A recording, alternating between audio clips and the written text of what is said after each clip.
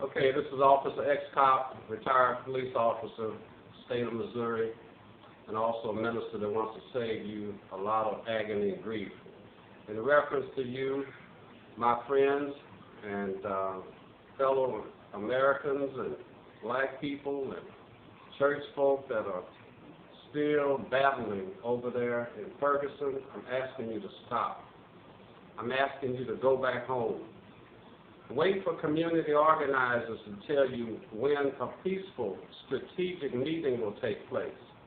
That's what you need to do. You're only going to escalate property damage and damage to other human beings if you continue with doing the things that the way that you're doing them now.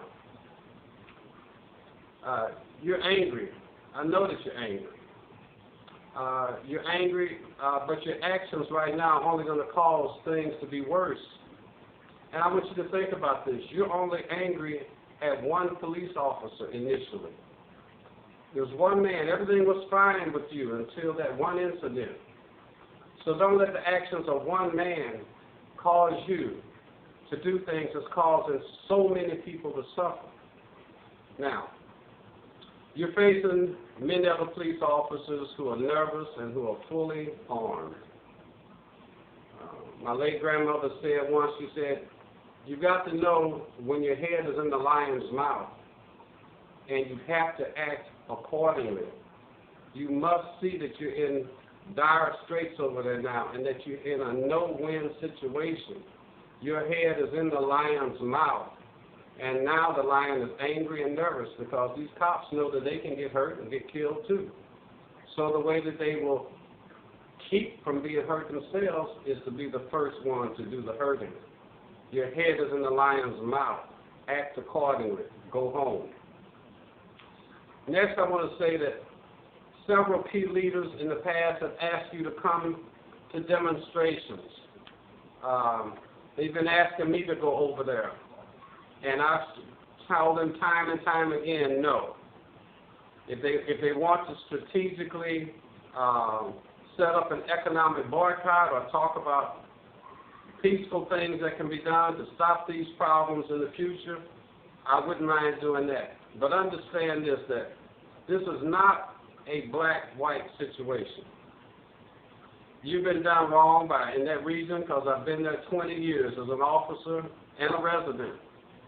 You've been done wrong 20 years by black cops and black politicians as well, and you know that I speak the truth.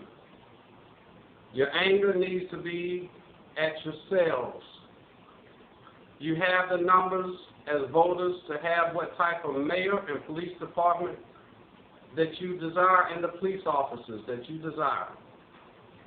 But you ignore all attempts from grassroots efforts to get you registered to vote, and then when you get registered, 60 to 85% of you don't even bother to come out to vote to put the candidate of your choice in the office. So you get governed by people you later hate, whether they be black or whether they be white. If you registered voters have enough vote support joining you, you can impeach the mayor if necessary for cause, if any, or vote out that mayor or any other elected official who supports those that you desire to not be in office or not be on the streets, or if there's police officers that you feel that need to be changed and the system is insensitive. You should go to the polls or form yourself in some type of organization to deal with the power that puts them there and holds them there, and that are the elected officials. Hear me clearly. It is the elected officials that you need to be addressing your concerns to, not on the streets getting your heads bashed, getting locked up, and possibly killed. I want to recommend that any of you that carry concealed weapons do not carry, because that is like gasoline to the fire. You may accidentally be accused of something that you're not guilty of. Not in this situation. Be wise. Your political power gives you jobs, it gives you fairness, and it gives you happiness. Isn't that what you want? You've got to start dealing with things on the political level. When people come to you and say they got candidates, ask you to pick a candidate, support a candidate, you must continue and you must do that just as diligently as if you were going to your favorite place. You must learn to sacrifice. You have got to be smart, and you're being foolish right now. Finally, on politics, we'll talk about impeachment again. When a person you're elected in office goes against your wishes, you must not re-elect them, and you should try to find grounds to impeach them from office. You cannot allow them to continue with the Bojangle campaigning, saying whatever they think that you want to hear, and becoming a devil or enemy to you in office, and then you do nothing. You must stop being stupid. You must rally politically and remove these people. There is a fact, it is a known fact that there are wicked, evil, and insensitive rulers in political power, and you have to deal with that at the polls. In reference to the killing of Michael Brown, I'm asking you, where were you when the Stop the Killing of Black-on-Black Young Men campaign and meetings were being held?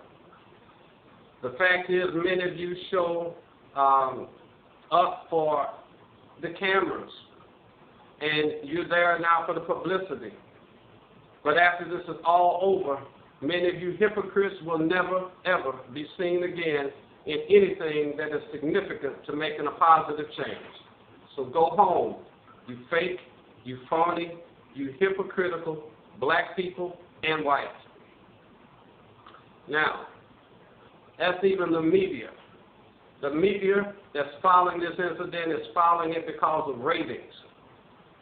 Because some of our networks have proven themselves to be anti-fair, anti-justice, and even here in St. Louis, very racist. You can tell by the reflection of the reporters that they have. So, this is all about showboating on the death of one man. Respect yourself, I'm saying to my black people. Respect your own property. Respect your women. Respect your children. Respect your creator. Or no people will respect you ever. Never. You must change. You're worse on yourself than anybody else.